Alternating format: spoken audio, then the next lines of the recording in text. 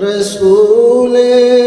مجتبی کہیے، محمد مصطفیٰ کہیے۔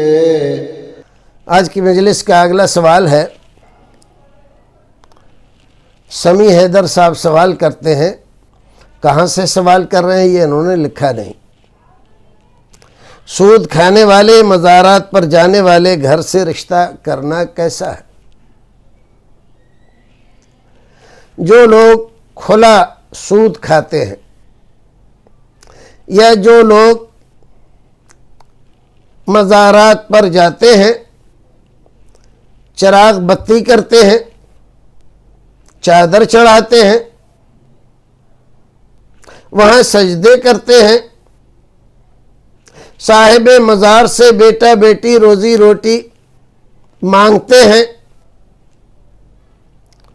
اور ان سے طلب کرتے ہیں کہ ہمارے اوپر مصیبت آئی ہوئی ہے، اس کو دور کر دو، کساد بازاری چھائی ہوئی ہے، اس کو دور کر دو، ہمارے بچے بیمار چل رہے ہیں، ان کو شفا دے دو، چاہے یہ کہیں کہ شفا دے دو، چاہے یہ کہیں کہ شفا دلا دو۔ ایسے لوگ بدعقیدہ، بد مذہب اور گمراہ ہیں۔ ایسے لوگوں سے رشتہ ناتا نہیں کرنا چاہیے، الا یہ کہ آپ کو یقین ہو کہ اگر رشتہ ہو جائے گا، آنا جانا ہو جائے گا، دین کی بات بتائی جائے گی تو یہ لوگ سنیں گے، آج نہیں تو کل، کل نہیں تو پرسوں یہ بھی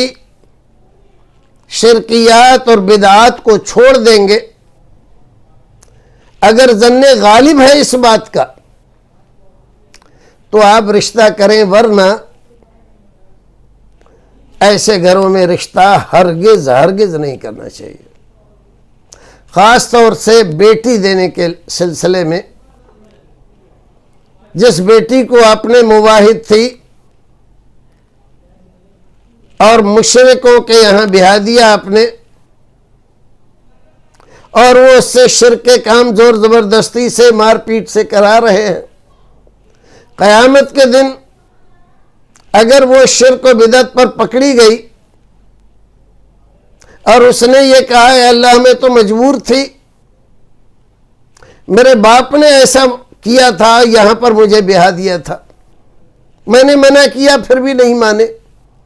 تو آپ بتائیے کہ کیا عذر ہوگا آپ کا، اور اللہ کے دربار میں آپ کیا پیش کر کے وہاں بچنے کی کوشش کریں گے؟ اللہ رب العزت ہماری اوپر رحم فرمائے اور ہماری اولاد کو اور ہماری زندگیوں کو صحیح طریقے سے اسلامی احکام کے تحت گزارنے کی توفیق عطا فرمائے۔